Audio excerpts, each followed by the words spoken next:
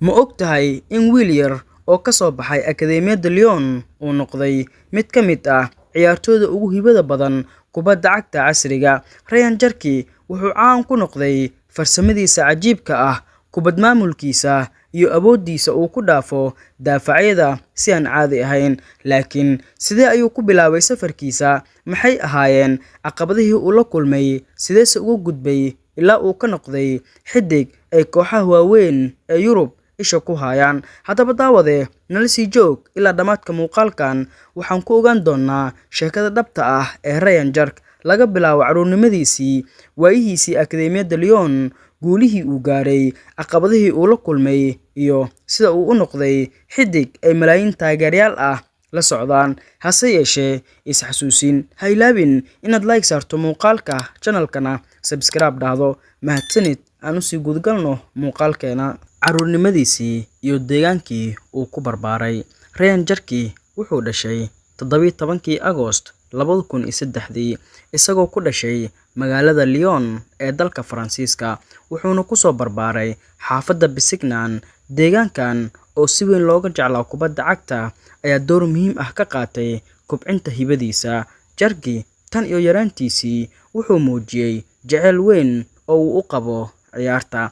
Tartanka adag ee ka dhex jiray carruurta deegaanka ayaa ku dhiirigeliyay inuu xirfadiisa horumariyo. Carruurnimadiisii Besignan waxay noqotay saldhiggii dhisay hamigiisa iyo shakhsiyaddiisa ciyaareed. Asalka qoyskiisa iyo doorkii waalidkiisa. Ryan Cherki wuxuu ka soo jeedaa qoys asal ahaan xiriir la leh dalka Algeria, taas oo saameyn ku yeelatay dhaqankiisa iyo soo koritaankiisa. Waalidkiis waxay ahaayeen dad si weyn u taageeray himiladiisa ciyaareed. Aabihiis Fabrice Cherki ayaa door muhiim ah ka qaatay hagidda iyo maareynta xirfadiisa. Tan iyo yaraantiisii, qoysku waxay si gaar ah u danayn jireen inuu isku dheelitiro waxbarashada iyo kubadda cagta.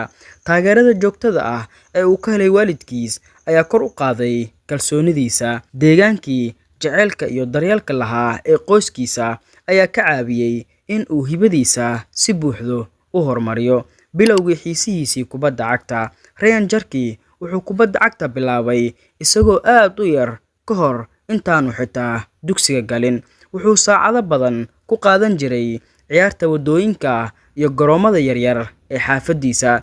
Hibadiisa ayaa si dhaqso ah u soo muuqatay maadaama uu ka fiicnaa inta badan carruurta ay isku da'da ahaayeen. Ryan Cherki waalidkiis markii ay arkeen hibadiisa iyo dadaalkiisa, waxay go'aansadeen inay u raadiyaan naadi uu si rasmi ah ugu bilaabo ciyaarta.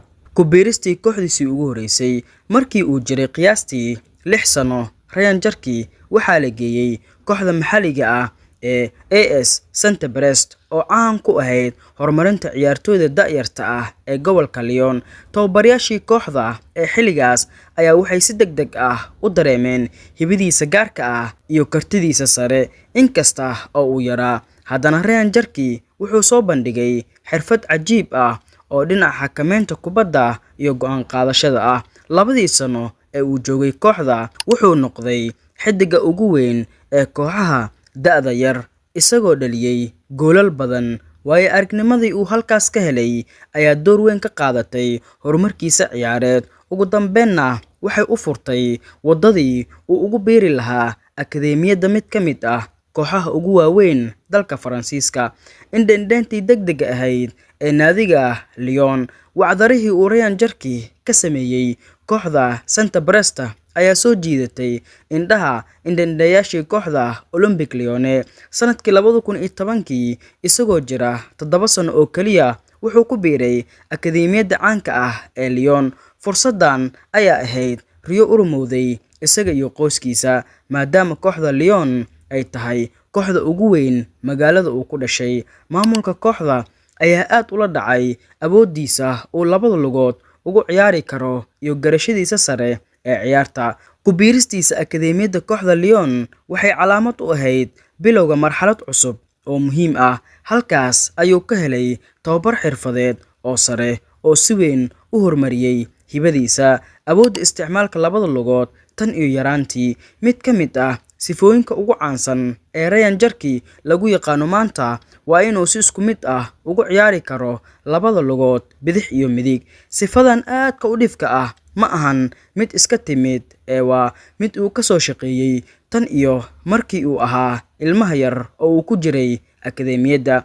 Tababarayaashiisii hore waxay sheegeen inuu ku qasbi jiray naftiisa in uu ku baaso ama ku laado kubadda lugta bidix xitaa haddii uu midigta u isticmaali karo si fudud. Tani waxay ka dhigtay in difaacyada carruurta kale ay ku weeraraan dhinaca uu u dhaqaaqi doono, waayo ma lahayn dhinac laga saadaalin karo. Xirfaddan cajiibka ah waxay si weyn uga caawisay horumarkiisa degdega ah, wuxuuna noqday ciyaaryahan boosas badan ka ciyaari kara garoonka dhexdiisa. Kalsoonidii iyo geesinimadii uu lahaa yaraantiis. Ryan Cherki yaraantiisii waxaa lagu yaqiinay kalsooni iyo geesinimo weyn oo uu ku dhex muujiyo garoonka. Mar walba kama baqi jirin inuu la tartamo ciyaartoyda isaga ka da'da weyn. Kalsoonidiisa sare ayaa u sahashay inuu isku dayo farsamooyin adag xitaa kulamada muhiimka ah. Inkasta oo dadka qaar u arkayeen kibir, haddana waxay ahayd aaminaad uu ku qabay kartidiisa ciyaareed. Wuxuu jeclaa inuu mas'uuliyadda qaato marka kooxdiisu u baahato isbeddel. Dabeecaddan ayaa ka caawisay in uu si fudud ula qabsado heerarka sare ee kubadda cagta. Ciyaartoydii uu ku dayan jiray yaraantiisii, sida dhalinyaro badan oo jecel kubadda cagta, Ryan Cherki wuxuu ku soo koray isagoo ku dayda qaar ka mid ah xiddigaha ugu waaweyn kubadda cagta. Wuxuu si gaar ah u jeclaa Zinedine Zidane oo ahaa halyey uu aad u qadarin jiray. Sidoo kale wuxuu si aad ah u daawan jiray muuqaalada Ronaldinho iyo Hatem Ben Arfa, kuwaas oo caan ku ahaa farsamooyinka layaabka leh iyo baasaska hindhasarcaadka ah. Sidaa darteed, Ryan Cherki wuxuu isku dayi jiray inuu garoonka dhexdiisa ku soo celiyo farsamooyinkii uu ka arkay xiddigahaas marka uu ku jiro tababarka iyo kulamada rasmiga ah.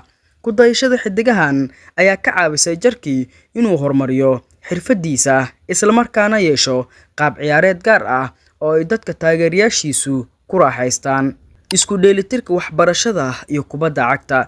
Inkasta oo kubadda cagta ahayd mudnaantiisa koowaad, Ryan Cherki marnaba ma dayacin waxbarashadiisa.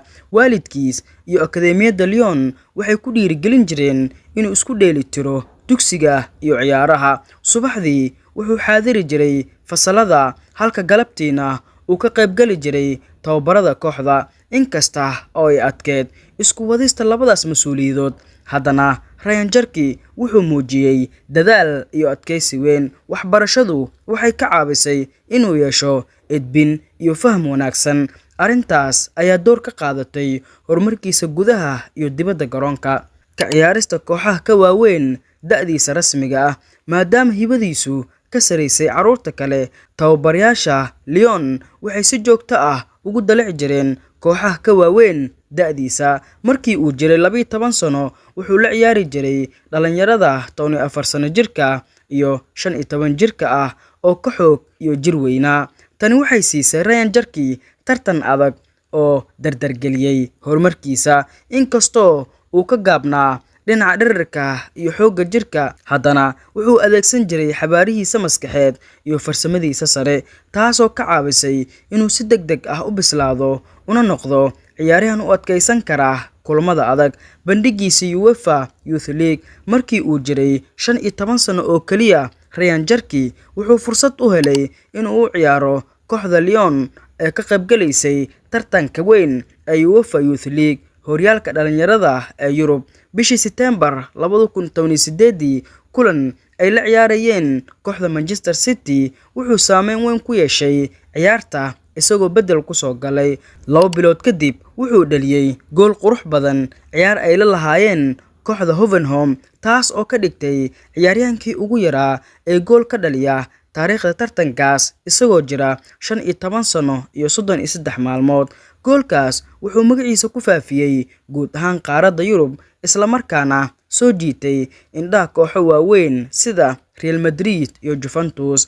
Caqabadihii dhaawacyada iyo sida uu ugu soo kabsaday nolosha dhalinyaranimo ee Cherki ma ahayn mid ka marneyd caqabado, maadaama uu si joogto ah ula ciyaari jiray kooxo ka waaweyn da'diisa. Jirkiisa yar wuxuu la kulmay culays sababay dhaawacyo dhowr ah. Mid ka mid ah caqabadihii ugu waaweynaa wuxuu ahaa dhibaatooyin xagga koritaanka lafaha ah, kuwaas oo mararka qaar ku qasbi jiray inuu garoomada ka maqnaado. Inkastoo ay tani niyad-jab ku ahayd, haddana Ryan Cherki wuxuu ka bartay samirka iyo adkaysiga, isagoo kaashanaya dhakhaatiirta Lyon iyo taageerada qoyskiisa. Wuxuu si guul leh uga soo kabsaday dhaawacyadaas, wuxuuna dib ugu soo laabtay garoomada isagoo kasii xoog badan sidii hore. Sida ay saaxiibadiisii yaraanta u arki jireen, carruurtii ay wada koreen iyo saaxiibadiisii akadeemiyadda waxay had iyo jeer u arki jireen Cherki inuu yahay qof ka duwan iyaga dhinac walba. Wuxuu ahaa hogaamiye dabiici ah oo garoonka dhexdiisa ka dhex muuqda, xitaa haddii uusan ahayn kabtanka rasmiga ah ee kooxda. Marka ay ciyaartu adkaato, saaxiibadiis waxay inta badan isaga u dhiibi jireen kubadda, iyagoo ku kalsoonaa in uu wax gaar ah samayn karo. Inkasta oo uu caan ka ahaa akadeemiyadda dhexdeeda, haddana wuxuu had iyo jeer ahaa mid jecel inuu waqti la qaato saaxiibadiis, isagoo la wadaagi jiray kaftanka iyo ciyaaraha kale ee dhalinyarada. Xiriirkan wanaagsan wuxuu ka caawiyay inuu noqdo qof ay jecel yihiin dhammaan xubnaha kooxda. Heshiiskii ugu horreeyay ee xirfadeed markii uu gaaray da'da 15 sano, Lyon waxay ogaatay in kooxo waaweyn oo Yurub ah ay xiisaynayaan Ryan Cherki. Sidaas darteed, bishii July 2019 wuxuu saxiixay heshiiskiisii ugu horreeyay ee xirfadeed oo soconayay 3 sano. Heshiiskaasi wuxuu guul weyn u ahaa qoyskiisa maadaama uu yareeyay walwalkii dhinaca dhaqaalaha. Sidoo kale, heshiiskan wuxuu Cherki ka dhigay mid ka mid ah ciyaartooygii ugu da'da yaraa ee heshiis xirfadeed ka saxiixa Lyon, isagoo tallaabadaas ku furtay albaabka kooxda koowaad ka mid noqoshada xulka qaranka dhalinyarada Faransiiska. Wacdarihii uu Cherki ka dhigay akadeemiyadda Lyon ayaa u furay albaabada xulalka da'yarta ee Faransiiska. Wuxuu markii ugu horreysay ku biiray xulka qaranka Faransiiska ee 16 jirada, halkaas oo uu ka muujiyay qaab ciyaareed heer sare ah.